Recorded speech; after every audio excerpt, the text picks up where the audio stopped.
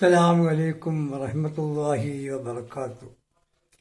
إن الحمد لله نحمده ونستعينه ونستغفره ونعوذ بالله من شرور أنفسنا وسيئات أعمالنا. من يهده الله فلا مضل له ومن يضلل فلا هادي له.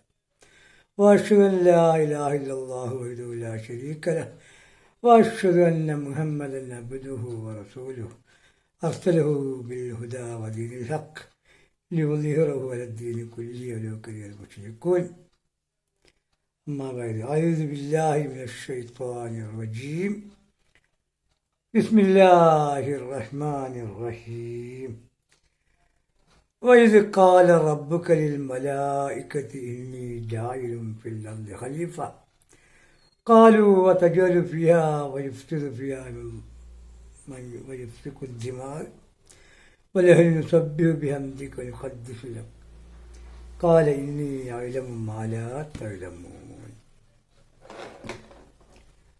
സുഹൃത്തുക്കളെ, ഞാൻ മുഹമ്മദ് കൊടുവള്ളി, വയനാട്ടിൽ മീനങ്ങാടി കച്ചവടമാണ്. ഞാൻ 4-5 ദിവസം മുമ്പ് പരിചയപ്പെട്ടതാണ്. അപ്പോൾ എനിക്കൊന്ന് 2 വാക്കൊന്ന് പറയാലോ എന്ന് തോന്നിയപ്പോൾ അങ്ങനെ പറഞ്ഞതാണ്. പറയാൻ പറ്റുന്നതാണോ, നിയമം അനുവദിക്കുന്നുണ്ടോ എന്നറിയില്ല. അങ്ങനെ ഇല്ലെങ്കിൽ ക്ഷമിക്കുക, ഞാനിനി അങ്ങനെ ചെയ്യൂല.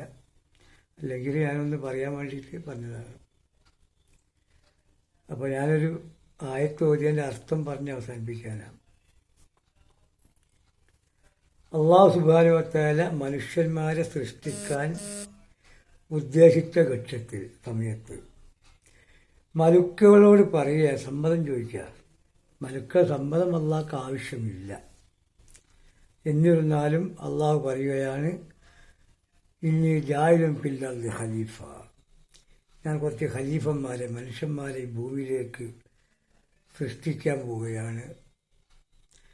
അപ്പം മലക്കുകൾ ചോദിച്ചു, കാലു അത്തജൽ ഫിയ മൻ യുഫ്സിദു നുസബ്ബിഹു ബിഹംദിക വനുഖദ്ദിസു ലക, നാശമുണ്ടാക്കുന്ന, കുഴപ്പമുണ്ടാക്കുന്ന ഈ ഒരു വിഭാഗത്തെ എന്ത് നീ ലോകത്ത് കൊണ്ടുവരണം? നിനക്ക് തസ്ബീഹ് ചൊല്ലുവാൻ, നിനക്ക് തഹ്ലീൽ ചൊല്ലുവാൻ ഞങ്ങളാവുന്ന മലായിക്കത്തുകളില്ല. അപ്പോൾ അള്ളാഹുവിന് മറുപടി പറഞ്ഞത്, ഞാൻ ചുരുക്കിയായിട്ടാണ് പറയുന്നത്, ഇനി ആയിരം മാലാത്തായാലമോ, നിങ്ങളറിയാത്ത രഹസ്യം അതിൻ്റെ പിന്നിലുണ്ട്. അള്ളാഹു സുബ്ഹാനഹു വ തആല ലോകത്ത് സൃഷ്ടിച്ച ജീവികളിൽ കോടാനക്കോടി ജീവികൾ, പക്ഷികളും മൃഗങ്ങളും മനുഷ്യന്മാരെന്ന് വേണ്ട ജിന്ന്, ഇൻസ്, മലക്ക് എന്ന് സൃഷ്ടിച്ച ജീവികളിൽ 3 വിഭാഗത്തിലാണ് അല്ലാഹു സുബ്ഹാനഹു വ തആല വിവേകം കൊടുത്തത്. 3 വിഭാഗത്തിൽ മാത്രമേ വിവേകമുള്ളൂ. അതിലൊന്ന് മനുഷ്യരാണ്, 1 മലക്കുകളാണ്, 2 മലക്കുകൾ, 3 ജിന്ന് വർഗം. ഈ 3 വിഭാഗത്തിനല്ലാത്ത ഒരു ജീവികൾക്കും വിവേകമില്ല, വകതിരിവില്ല. അതാണ് അതിൻ്റെ ഒരു മഹത്വം. ഈ 3-ൽ ആരാണ് ഏറ്റവും ഉത്തമൻ എന്നാണ് നമ്മൾ അടുത്ത ചിന്തിക്കേണ്ടത്. അല്ലാഹു സുബ്ഹാനഹു വ തആല അവൻ്റെ സൃഷ്ടികളെ സൃഷ്ടിച്ച സമയത്ത് ആദം നബിയെ സൃഷ്ടിച്ചു. മലക്കുകളോട് പറഞ്ഞു ആദം നബിക്ക് സുജൂദ് ചെയ്യാൻ. ആദം നബിൻ്റെ മുമ്പിൽ മലക്കുകൾ സുജൂദ് ചെയ്തു. അപ്പം ആദം നബിനെക്കാട്ടിലും ഉത്തമനായിട്ട് മനുഷ്യനായ ആദം നബി വന്നു, മനുഷ്യന്മാർ വന്നു. കാരണം ആദം നബിയോട് മലക്കുകളോട് സുജൂദ് ചെയ്യാൻ പറയാനുള്ള കാരണം, ഈ ഒരുപാട് ചരാചരങ്ങളെ സൃഷ്ടിച്ചുകൊണ്ട് അതിന് പേര് പറയാൻ പറഞ്ഞപ്പോൾ മലക്കുകൾക്ക് പറയാൻ കിട്ടിയില്ല. മലക്കുകൾ പറഞ്ഞു, ഞങ്ങൾക്ക് ഇങ്ങനെ അമ്മ അല്ലംതനായി എന്ന് പറഞ്ഞിട്ട് ഒരു കൈ കഴിഞ്ഞപ്പം ആദം നബി അതിൻ്റെ എല്ലാത്തിൻ്റെയും പേര് പറഞ്ഞു കൊടുക്കുകയും ആ കാരണം കൊണ്ട് ആദം നബിയുടെ മുമ്പിൽ സുജൂദ് ചെയ്തു.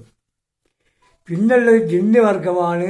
പിന്നുള്ളത് ജിന്ന് വർഗവും സുലൈമാൻ നബിയുടെ ക്ലാസ്സിൽ പങ്കെടുക്കുന്ന ജിന്ന് വർഗം ഒരിക്കൽ സുലൈമാൻ നബി ചോദിച്ചു,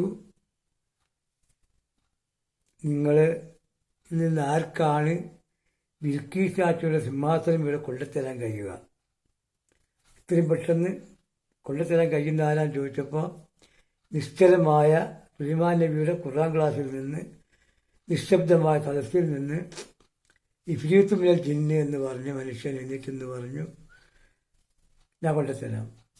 കപില ആത്തീക്ക കപിലാൻ തക്കൂമി മക്കാമിക്ക്, നിങ്ങൾ ഈ ക്ലാസ് തീരുന്നതിന് മുമ്പായിട്ട്, സാധാരണ ക്ലാസ് രാവിലെ തുടങ്ങിയാൽ ഉച്ച വരെ ഉണ്ടാവല്, അതിന് മുമ്പായിട്ട് ഞാൻ കൊണ്ടുത്തരാണ്.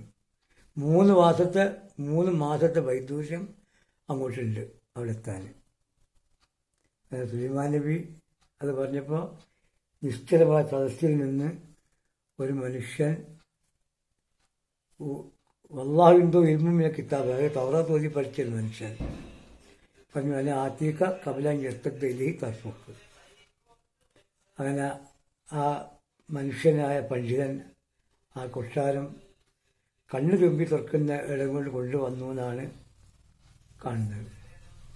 അപ്പോൾ അവിടെ ജിന്നുവർഗത്തെയും മനുഷ്യലോകം മുട്ടുകുത്തിച്ചു. ഇത് പറയാനാണ് ഞാൻ ചുരുക്കി പോകുന്ന സമയം ഒരുപാടായിരുന്നുണ്ട്. അതുകൊണ്ട് ഇപ്പോൾ ഇത് ഞാൻ സമർപ്പിക്കുകയാണ്. വാസുദേവാന അലി അബ്ദുലാലമി. അസ്സലാമു അലൈക്കും.